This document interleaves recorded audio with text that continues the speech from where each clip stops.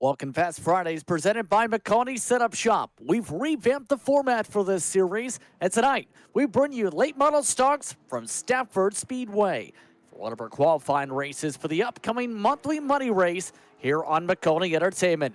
For those who haven't joined us before, Fast Fridays is a weekly series held by Maconi Setup Shop, featuring a variety of car and track combinations each week.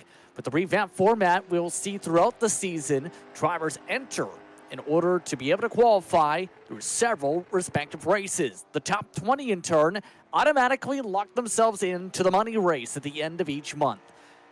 I'm Justin Prince. Alongside me for tonight is William White. Robert Hale Jr. is working the controls as our producer here tonight from East Stafford. William, Stafford is a staple when it comes to short track racing in the New England regions, especially known for being the home to SK Modifieds. But the late models here can still put on a good show. They are one of 5 divisions that race here in real life, mind you. And with them hitting the racetrack tonight, what should we expect from the drivers this evening? I think Stafford's going to present a lot of unique challenges for our drivers tonight. Obviously, one of the key unique features of this track is that turns 1 and 2 are more steeply banked than turns 3 and 4. So they've got to drive each end of the track differently than the other, which across half a mile, it comes at you fast. You have to adapt quickly, and it's going to be a real challenge for these guys over 75 laps. With these drivers preparing for tonight's festivities, you have a good portion of the field with lots of experience. Some of the big-name drivers entered tonight: Bo Brady, Don York, Tyler Merritt, and many more that have experience at the short track scene in this type of car or on the dirt side. Looking to see if they can get themselves in the conversation in a couple weeks' time for Trucks at Sonoma, when there's a choice of trophies or $250 cash in a couple weeks. The drivers are all set to go after the qualifying session. 10 drivers set times in the session. Let's take a look at how they'll start. One of the youngest drivers in the field tonight, Bo Brady. He's known for his speed on the short track side, especially in Legends cars. He's on the pole alongside Gavin Gleitzman. Then it's Kyle Johnson, also with some expertise in this type of racing. He'll start alongside Jeff Maconi. Tyler Merritt, one of the Maconi Setup Shop factory drivers in 5th, will start alongside John Cazada. Then in 7th, it's Mike Wembold, who will start off in the 81 machine alongside dirt midget racer Xavier Sprague. In the 9th position for the Maritimes region, it's Kyle Gammon and Aaron Shiflett, looking to send it from the last qualifying spot. The rest of the drivers entered into the field tonight that did not set times include Dylan McKeesey, Don York, who just joined in time for the start of the session, and the rest of the drivers you see on screen did take part, at least in some portions, of final practice. So we're looking at about a 12-driver field at the max here tonight. Your keys to win, first of all, when it comes to Stafford. Yeah, absolutely. Obviously, 75 laps on a half-mile track, it's not going to be a very long race in terms of time, so these guys have to get moving and get moving fast. Bo Brady, a poleser, he's in pole position, as it shows there. He's in the pole position to try and take the win today. He's just got to keep that windshield clear of any other cars. He's got to hold that inside line and try to not be susceptible to those classic bump and runs that we see all over the short track scene. And you mentioned already Bo Brady, likely potentially a good driver to put in the mix for the victory. But knowing you have at least several who have good experience in this car, what's kind of going into the mindset of who's going to be that driver to get the edge tonight? I mean, it's hard to look people like, Bo Brady, James Gleitzman. These guys are experts in the short track scene. They know how to drive these late models. They know how to drive these short tracks. So they're going to be hard to beat when they've already put themselves in a good position after qualifying. They're on the front row. They're in the, right near the front of the field. So, yeah, they will be hard to beat today. Of note, looks like Dylan McKeesey as well as Don York missed the start. So we have 10 on the grid here from East Stafford. As you mentioned, 75 laps are on the docket here this evening. These drivers expect the laps to go quickly in theory. The drivers around this half-mile circuit getting ready for 55 minutes. Actually, I should say about 75 minutes on the clock. Whatever comes first in terms of the lap count, 100% fuel load. No tire limit, but not expecting tires to be a factor. We do have Aaron Shiflett having a moment because We should mention he was turning the wheel at 300 degrees in final practice. He just went in the infield on the pace lap. Yeah, definitely a bit of an adventurous line there. We saw, before we went live in practice, we saw Shiflet turning the wheel quite a lot in the corners. Definitely not ideal, but we'll see how he hangs against the best of them on the short track scene. We're about to take the green flag here at Stafford. Green flag is out. We're racing from East Stafford. Bo Brady with a clean launch. Gleitzman stays to the outside. 2x2 for the first couple rows as Gleitzman is able to get the cross, and we're spinning for a caution. First caution is out. Sprague involved. Gammon also involved. Yeah, not an ideal start to this race for these guys. Obviously, just out of turns two, we've already got our first yellow of the night with a couple of drivers in the back of the field involved. Just recuperate, get your breath back. We'll go again with the green flag in a handful of laps time. We'll see a look at the replay. By the way, Don York just made it onto the racetrack just to avoid a lap down from that. Here's the reason. This was the battle for what was second and third to last. 7 just gets under the 51, tags him in the left where they both go spinning. Shiflet just gets tagged there, the 51 off into the infield, the 7 reversing out of that one. But they look to be relatively clean, no major damage on any of those cars. I'm sure they'll be fine to continue on for now. So already expecting this to be a quick yellow per race control. Yeah, no surprise with no one really having to tend to any major damages in the pit lane. Everyone's still on the lead lap. No secret that race control want to get this going quickly. I believe we'll be going green next time by. We'll go double file at the line. So lap 5 it'll be when it comes to the green flag. 71 laps to go in the event. Bo Brady still your race leader with James Gleitzman alongside him. So Brady's still in control of the front, as you said. We have several Canadians, interesting enough, in tonight's racing. You have Gammon, as we talked about, known for his speed out around the East Coast. You also throw into the mix now at the very tail end, Don York, who missed the start. He's known for his work at tracks like Delaware Speedway. Also races a ton with a lot of the top competitors from the Ontario scene. We'll touch upon that more as the time goes on, but for Bo Brady, he's in control. Coming to the restart zone. Green flag is out.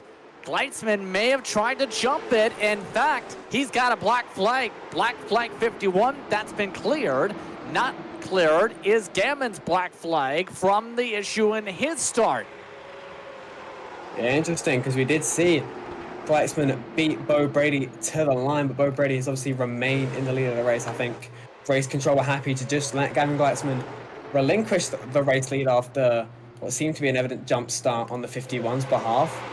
But he's definitely still in it. To see a little bit of looseness off of turn 2, the 15. Might be looking to use the bumper and try to get past the 51, maybe to have a shot at the 14 of Bo Brady. Meanwhile, Xavier Sprague facing backwards for the second time this race. Gleitzman has had his penalty cleared, as we said. Gammon has now had his cleared, but Gleitzman is absolutely burning up those rear tires.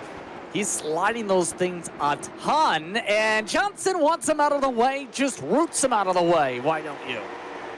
Yeah, big power move there from the 15 of Carl Johnson there to try and get into second place. He sees the 14 of Bo Brady pulling away from the rest of the field. He wants to see if he can have a whack at the race leader.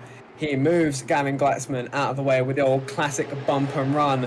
Just 8 laps into this race, so obviously these guys not afraid to put their elbows out. As now the 53 is under the 51. That's Tyler Merritt looking for the final podium spot, and he gets it ahead of Gavin Gleitzman. He drops down to 4th. They're playing massive defensive movements, though, because Gleitzman's known more so for his speed in the trucks. Merritt's solid in truck racing when it comes to C-Fixed and when it comes to the oval races in this series. But you can also argue Gleitzman's not normally a short track racer in terms of his preferred car of choice. Yeah, we've definitely seen Gavin Gleitzman shine in the different classes of stock cars. Maybe Late Model was not quite the highest on that list, but as we can see, started second, still holding his own in 4th, racing against some of the absolute best in the business. So he definitely knows how to wheel that 51 machine high up at the front of the field. Obviously, 2 spots down from his starting position. We're now increasing pressure from Jeffrey Maconi on his rear bumper. Not ideal for the number 3 car, but he's still chugging along nicely in P4. Right now, the field coming into a good pattern here in the midst of everything. As they continue to wheel it around, Bo Brady still in control. It's become very well known, as we touched upon, for short track racing, but he's been trying to increase his racing appearances outside of, say, the Legends cars. Trying to learn a lot of the stock cars, racing in series like FTSR. He's also had experience in series like the E-Racing Association's Omega Cup. He's been building a solid resume, although in other cases, drivers have started making some well-known moves for the short track moves called the Bo Brady Special. For those curious what that means, it means a contact and a turnaround. He will deny that's named after him. Yeah, obviously we've seen Bo Brady, as we see the number 51 there of Gammon in the pit lane, just a fifth of the way into this race. But yeah, the Bo Brady Special, as you called it there. Obviously the driver's kind of naming that whole bump and turnaround move after Bo Brady. Obviously someone who isn't afraid to show his aggression, but obviously it's paying off. He's nearly half a second out in the lead of this race on lap 16 of 75, as we're looking at Jeff Maconi back in position number 5 with Ride on board now as he chases down the number 3 of Gavin Gleitzman. Tony, obviously a regular here. This time point out the Old Speed Racer paint scheme. The Mach 5 usually has had bad luck as of late in the Fast Fridays races in this paint scheme in multiple car types. Still holding his own. He also held his own, as we seen on Wednesday in the SOF race in C-Fixed at Bristol, where his goal was just survive. He achieved that goal until the last lap, and then he threw away a top 5 by crashing, coming to the white flag. Yeah, definitely not an ideal race to the SOF C-Fixed race on Wednesday night for Jeff Maconi. Obviously a brilliant performance up until that point. But he's in 5th again, inside that top 5. He seems to be very comfortable in that 0-3 machine.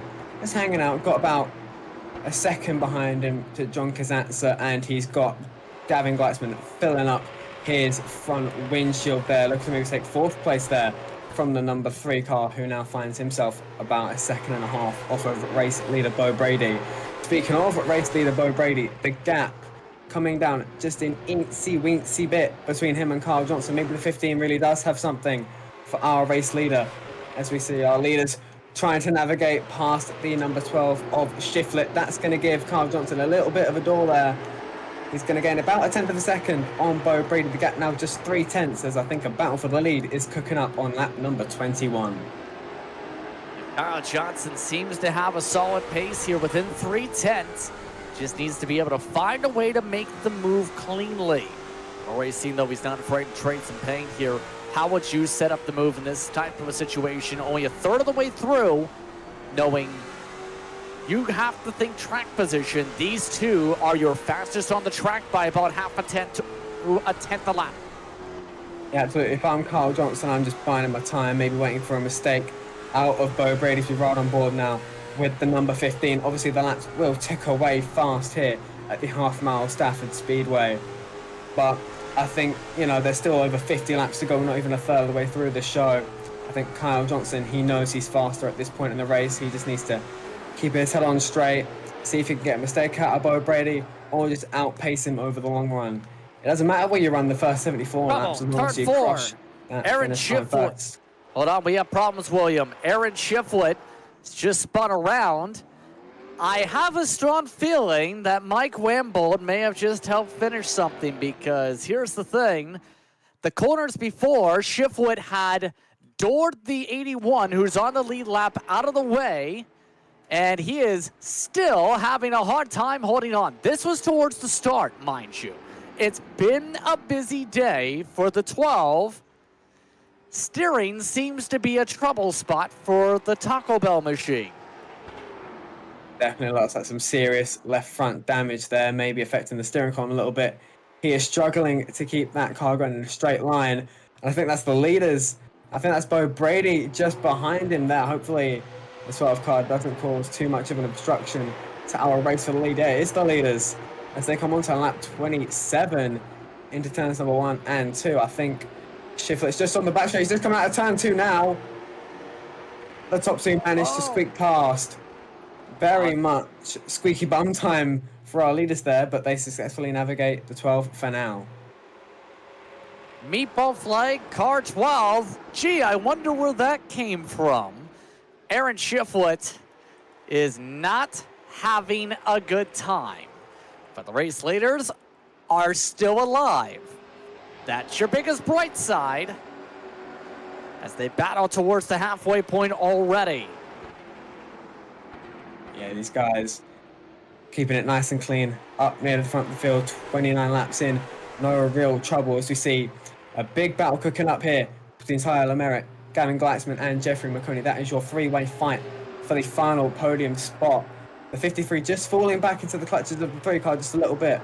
We saw Gavin drop back a couple of positions from his starting position of second place in the beginning of this speedway race at Stafford, but now he seems to be catching back up to that number 53 Maconi set up shop Chevrolet in front of him. Maybe he can make a move back towards P number 1 as we see him try to get to the inside of Tyler Merritt. Not quite successful that time, but the 51 definitely doesn't want to see that black and yellow car in front of him for too much longer. Leitzman once again to the apron, and once again door-to-door contact, name of the game to make some of the passes here. Merritt moved out of the way, forced to lift off this time to not turn around Gleitzman. It's been made pretty clear. Drivers are not afraid to slide job it through 3 and use the door out of 4.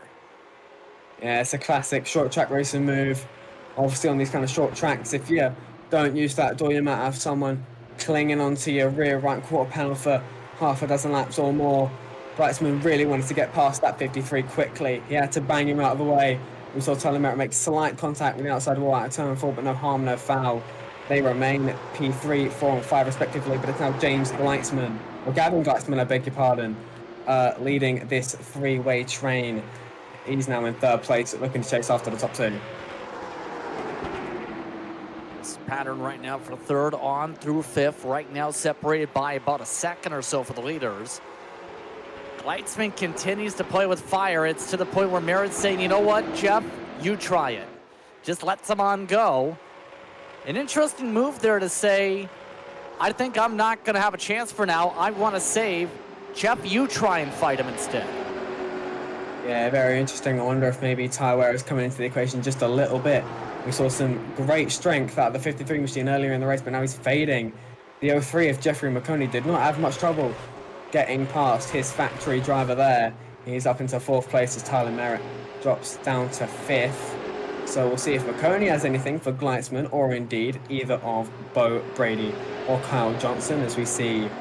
Is that the who is that? From Kazatsa and Mike Wombold there in 6th and 7th. Who's behind the 51 car of Gammon. He's 4 laps down. That's your fight for P number 7 at the moment. And right now they just continue to stay in a line. Keep in mind, they do have lap traffic, Kyle Gammon in front. So you have Gammon, Sprague, Kenzie amongst those who are still in the race, multiple laps down each.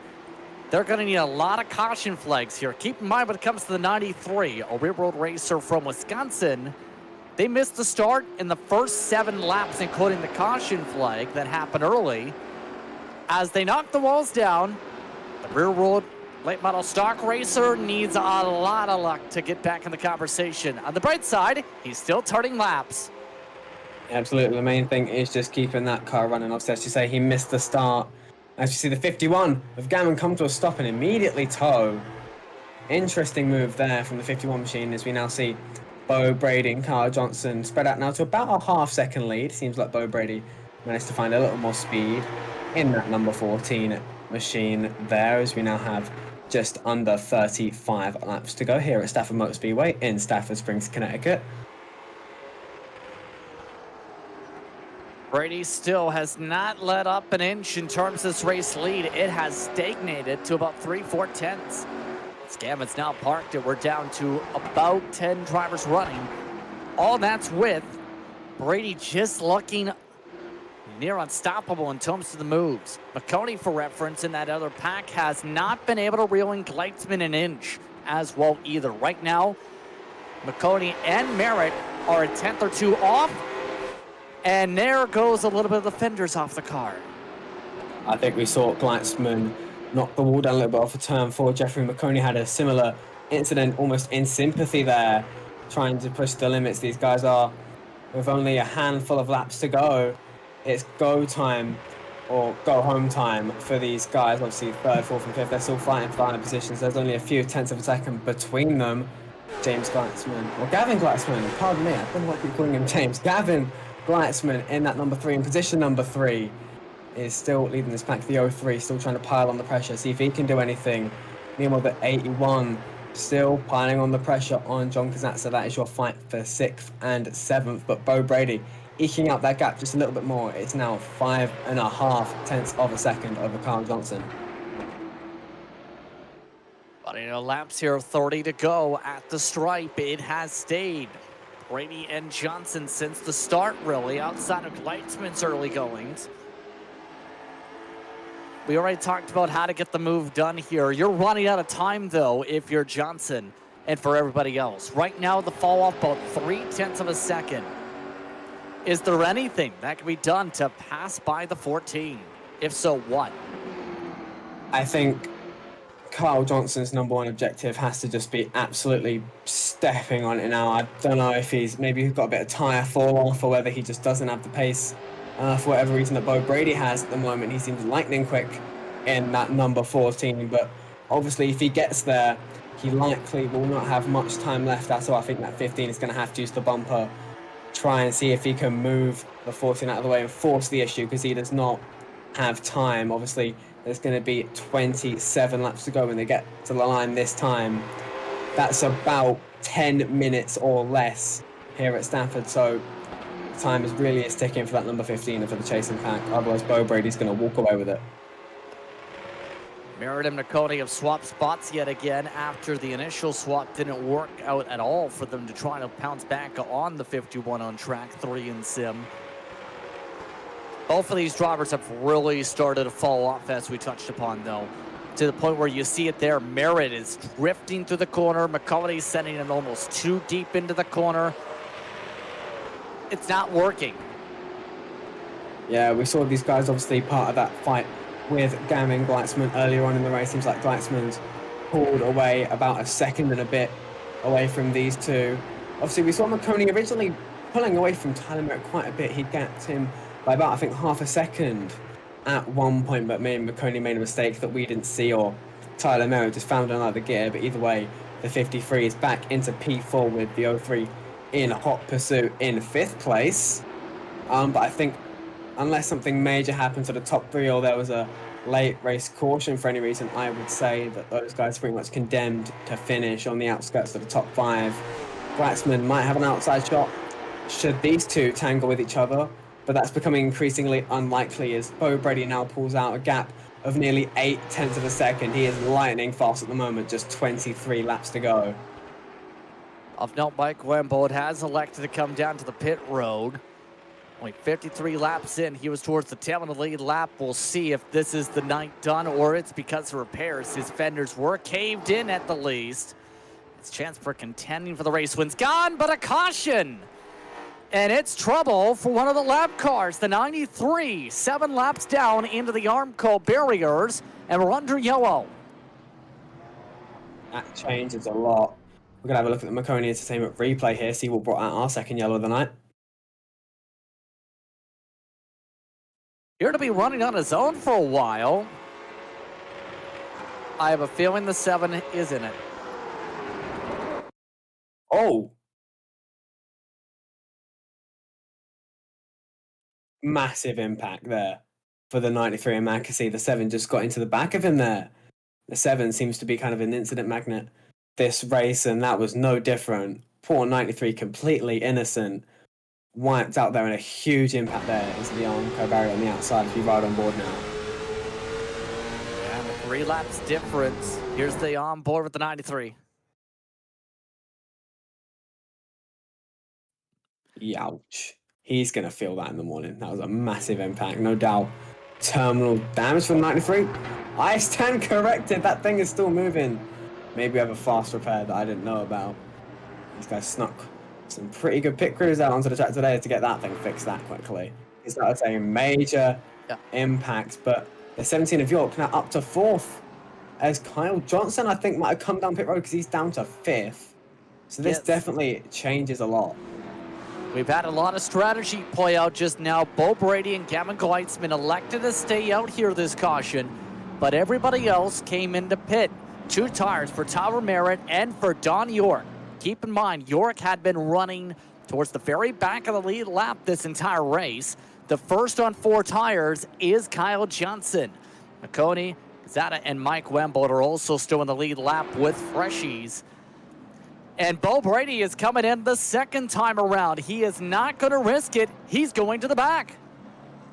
Very interesting strat there from Bo Brady. Does not pit the first time of asking, but does pit the second time of asking. He's going to sacrifice a lot of track position in doing this. I assume he will take at least 2 tires for this pit stop, but that means Gavin Gleitzman will inherit the race lead in the number 3. It'll be Tyler Merritt that starts on his outside in P2 when we take the green for the end of this second caution of the night.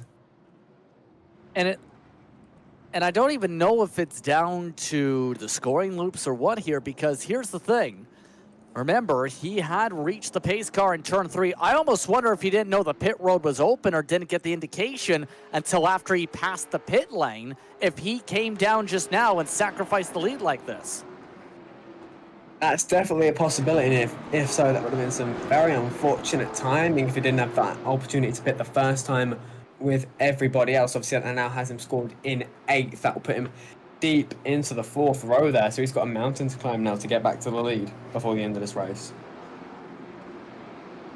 Gavin Gleitzman is going to play the risk, however. Stays out on the racetrack. Merritt the first on 2 tires. York in the same boat. Kyle Johnson the first on 4. And let's wreck, why don't we? Kyle Johnson uproots the 53 of Merritt out of the way. We somehow stay green. Don York spins around Mike Wembold to the infield. And it's calamity. And it's going to stay green because of where the 81 has spun out into the grass. Tyler Merritt and Jeff Maconi side by side for 2nd and 3rd. All the while, Gavin Gleitzman loves every second of this. He's nearly a second out in front already. But Bo Brady on fresh tyres went from 8th to 4th in just a couple of laps. He's now looking to the inside of Jeff Maconi. He is wasting no time getting back to the point as he doors the 03 for 3rd place. Time to get a move on, says Brady, inside under 14 laps to go. Still trying to stay at the very bottom of the apron. Right now, Gleitzman trying to run, still side by side for 3rd. Brady, with the fresher rubber, needs to clear if he wants a shot. Does clear. Maconi this time.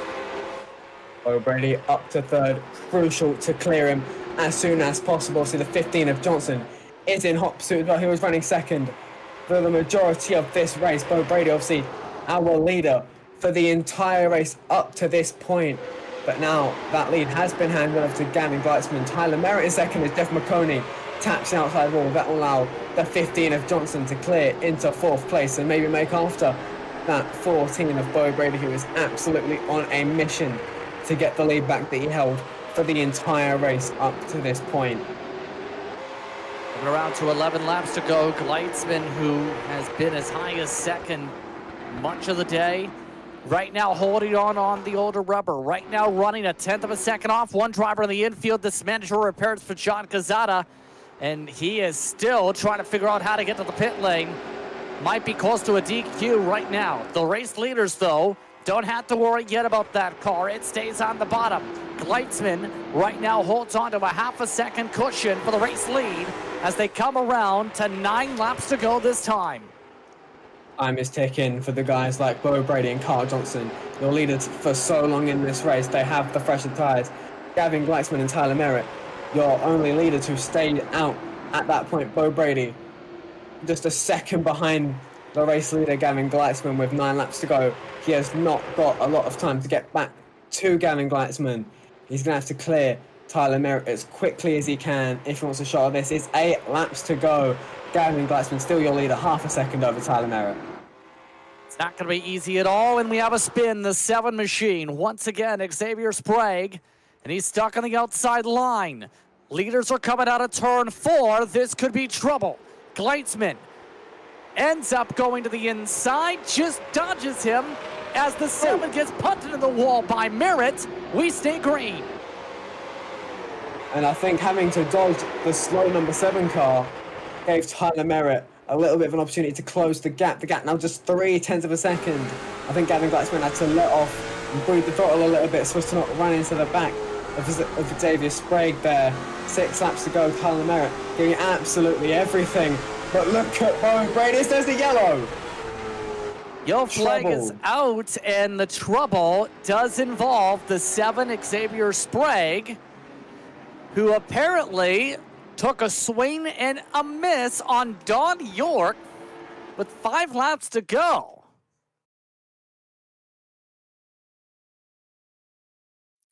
I mean, they touched, but the intent failed. Wow. Whoa. What? That's flying into the scene there. I'm not sure what that was all about. We're going to need some context for this one because I don't know why Sprague's taking a swing at Don York in the first place and why Kazatsa's flying there with a full head of steam. Almost hits York, does hit the arm cover at the end of turn 2.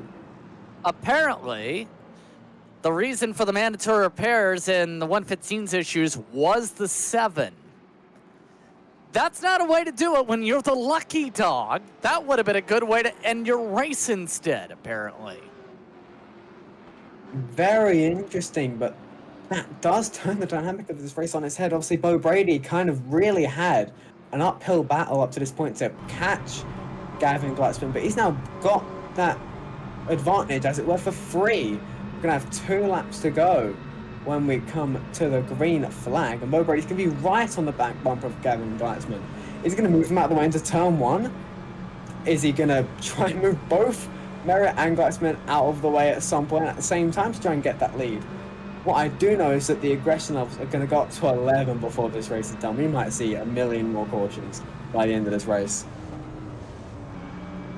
All set for the restart pretty soon with the double file. Your thoughts on what we're about to see? It's carnage. It's been pretty clean up until this point at the front of the pack, but I think that's all going to go out the window.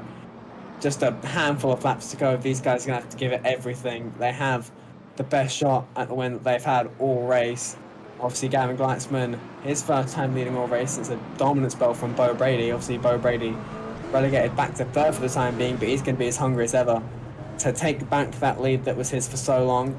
Tyler Merritt has a good opportunity to try and win this thing. He's P2, and Gavin Gleitzman is going to have to defend for his life if he wants to keep this lead from a pack of hungry wolves behind him. They're all going to try and take it away from him. Almost set to go for the restart as they get set for the go to command soon. Who's your pick to win this once we get back going? They want to go now, but we're down to the 2-lap shootout now. My original pick was your pole position winner, Bo Brady, and honestly, I think it's going to stay that way. Obviously, Gavin Gleitzman does have the pole position advantage on this restart, but Bo Brady's going to be so hungry, and I have no doubt he's going to be more than willing to use the bumper to get past Bo's front 2 in the nick of time and take the checker flag for his own tonight. Bo Brady's still my pick to win this race. Oh, they're trading paint already. Bumper, doors, everything. Merritt gets left to dry. Green flag, 2 to go. Can Bo Brady get there? Gleitzman trying to run.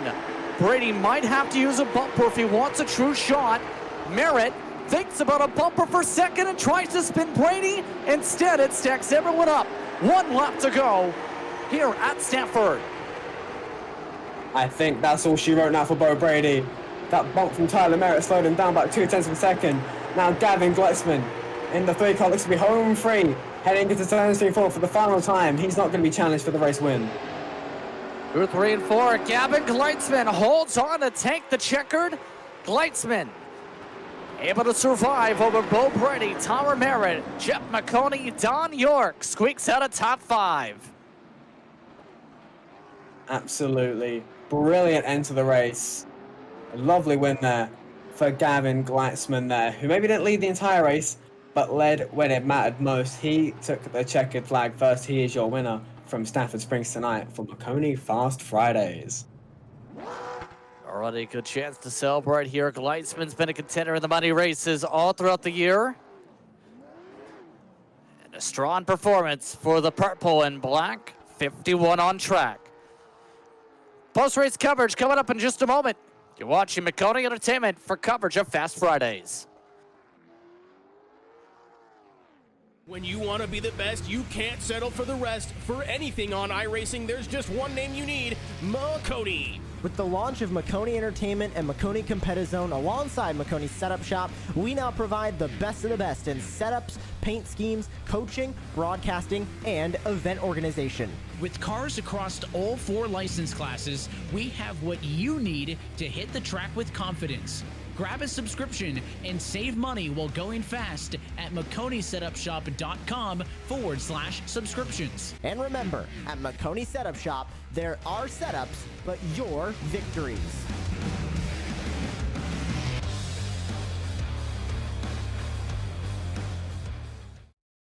Racing isn't easy, but experiencing it is. iRacing puts you in the driver's seat with the industry's leading sim racing game. Drive on laser scan replicas of the greatest racing circuits from around the world. Go head-to-head against other drivers chosen by skill-based matchmaking to ensure competitive racing at every level. Compete across all your favorite series. In officially licensed cars, engineered to deliver the most accurate driving experience possible.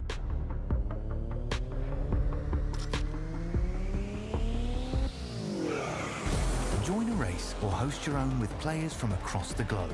Race against the computer or in a league with friends. Feel the thrill behind the wheel. Visit iRacing.com.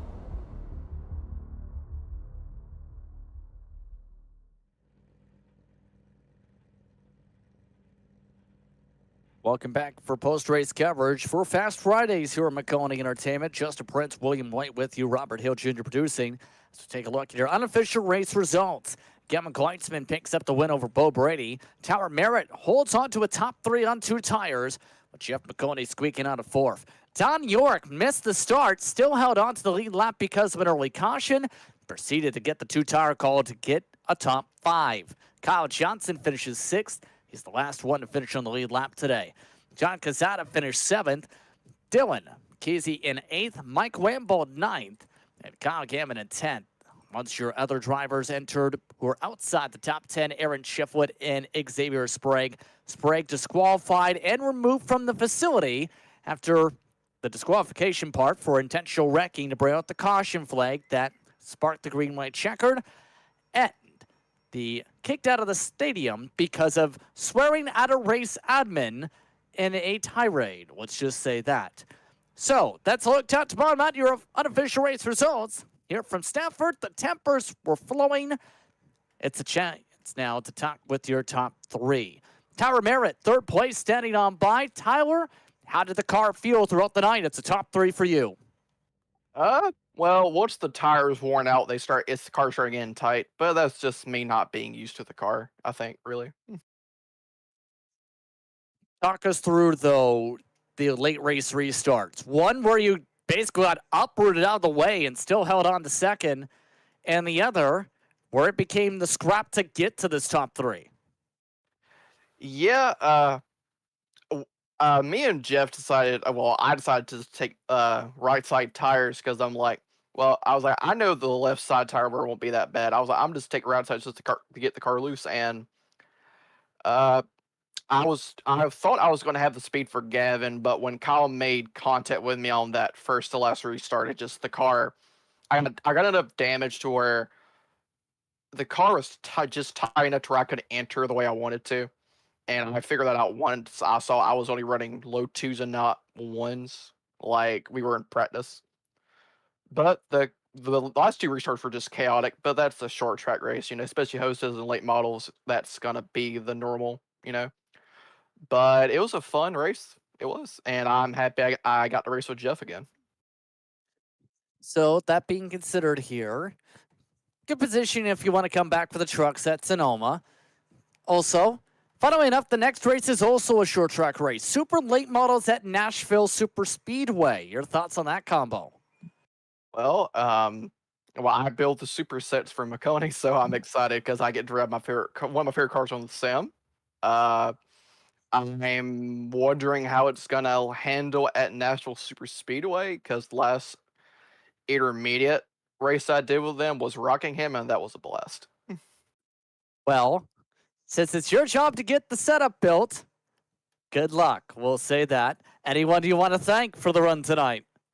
Uh, it was just thanks to Jeff for bringing me on as a driver and a builder this season. I want to thank my friends at Full Send Racing for backing me and officials, and I want to thank my esports organization, Wanted Goons, for our Road to Pro team this season, and I want to shout out 2 leagues, Triple Bypass Racing and Doto Racing League, both very fun leagues that I highly recommend to anyone. All right, thank you very much for your time once again, Tower. That's Tower Merritt coming away in the 3rd position here tonight. 2nd place goes to a member of the Brady family. One of several Brady families, whether it's from Days of Our Lives, the Brady Bunch, or I don't know if he's related to the other Bradys on the iRacing platform, but he's with William regardless. Oh, Brady, 2nd place finish. Obviously, you started on the pole. Is that finishing result maybe just one position short of what you're hoping for tonight? Oh, definitely. I just didn't pay attention to the tires, and once we had that yellow at the end, tires were a factor, and I went back in and decided after the field went in before me, I was like, okay, well, I got to make a decision: either try to stay out with old tires or go run through the field again. So I decided to make my run through the field again, and luckily we got to second. I was hoping, for the win, and I felt like I earned it throughout the race, but you still got to pay attention at the end of the day, and that's what I get. I get hit for it. Absolutely, obviously a dominant run for the first kind of 3/4 of that race. Obviously, I want you to talk me through though that second to last restart. You started 8th, I believe it was, obviously deep in the pack. After taking that pit stop, just run me through kind of your thought process and how you wanted to approach that restart. Obviously, with very limited laps left to try and get back to the lead. Well, that's one thing I've been noted for throughout my racing careers. I can get a good restart. I'll take people 3 wide, but I try not to wreck them. I try to be as gentle as possible. But they had a big checkup there, and I had to make a choice once again at, going high or low. And I know this track's a little bit difficult on the high side, so I just shot low and kind of made my way through a couple cars right there real quick, and it gave me a chance of staying in the top 3. Absolutely. Well, obviously, there's only a couple of Fast Fridays races left, I believe. Only 2 more. Next time out, we're in the Super Late Models at Nashville Super Speedway. Firstly, are you going to be there? Secondly, if you are, what's your outlook for that race? Are you looking to maybe go one better than you did tonight? Oh, I'm looking to come around and show out that time. I got to get that W that felt like I wanted this time, and we're gonna go out and show out. I love Nashville; it's one of my favorite tracks. So hopefully we'll have some speed. Sounds good, man. Well, are there any shout outs you want to give, sponsors you want to thank for getting that beautiful 14 out into Stafford Motor Speedway today? Yeah, I would like to thank Jeff Maconi for putting on this event. I'd like to thank the announcers for putting on the broadcast, Motorsports Discord for being our home. That's where Kyle Johnson and that's our home, and that's where we have some people to help hang out. And I appreciate everything you guys done. Awesome. Thank you, man. Well, congratulations again on that 2nd place finish. Yep, thank you. Bro Brittany coming away 2nd place here tonight. Gavin Gleitzman takes the win. Gavin, you're the only driver in the field essentially who didn't take tires. How tricky was it to hold off the pack there? Yeah, it was tough without taking tires. The only reason I didn't take tires was because I didn't know we could take tires. So, and then once I had stayed out because of that, I just decided to see how it would work, and the tires cooled down good enough, and I was much faster than I would have thought. with staying out, and yeah, it was still tough though with being on older tires. Now, we've seen you do well in the stock cars when it comes to these types of events here. How tricky was it to try drive the late model stock compared to your normal bread and butters like the trucks and the Xfinity cars? The late model stock is actually something I race a lot on here. Probably one of the cars I race the most. So I'm pretty used to it. I felt pretty confident about this race because I've raced the late model a lot on here. Good to know. That being considered, now that you got yourself a win in the belt here for this one, do you think you can do it with the super late model at Nashville Super Speedway, the concrete track? I don't know. We'll have to see. Not the fairgrounds, you said? Not the fairgrounds, the Super Yeah. Speedway. Well, hopefully I'll see when that is. See if I can do that. And Same time, same day. Anyone you want to thank for the win? I don't think so. Thank you for the time, Gavin. All right, thank you. Gavin Gleitzman picks up the win. Did he actually? I couldn't tell if he was disappointed or not of the win, but he still gets it. Your thoughts, William? Yeah, obviously a kind of a race that was very much a slow burner for most of it, but when we got to the end, those last two restarts, the boys definitely kind of got their elbows out.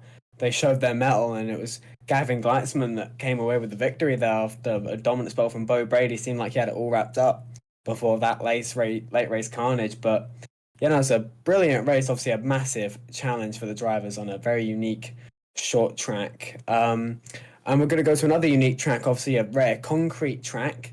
Nashville Super Speedway next time out on March 22nd in the super late model. So I expect we'll see a few familiar faces from tonight making a return for that race. And we'll see how everything goes next time out in a week's time. Indeed, that being on March 22nd, 7 p.m. the start time once again here on Maconi Entertainment. On that note, we'd like to thank tonight's race sponsors, Maconi Setup Shop, Maconi Competizone. Calling the action tonight was myself, Justin Prince, alongside William White, Robert Hill Jr. producing. Thanks to our viewers for watching tonight's racing action. We hope you stay tuned to all our social media pages for our next Fast Fridays race. And don't forget to tune in each week for the broadcast of Top Split action for the Maconi Setup Shop C-Fix series on Maconi Entertainment, as well as on iRacing social media platforms. This has been an introduction to Maconi Entertainment. We'll see you at the checker flag. When you want to be the best, you can't settle for the rest. For anything on iRacing, there's just one name you need, Maconi. With the launch of Maconi Entertainment and Maconi Competizone alongside Maconi Setup Shop, we now provide the best of the best in setups, paint schemes, coaching, broadcasting, and event organization. With cars across all 4 license classes, we have what you need to hit the track with confidence. Grab a subscription and save money while going fast at MaconiSetupShop.com/subscriptions. And remember, at Maconi Setup Shop, there are setups, but your victories.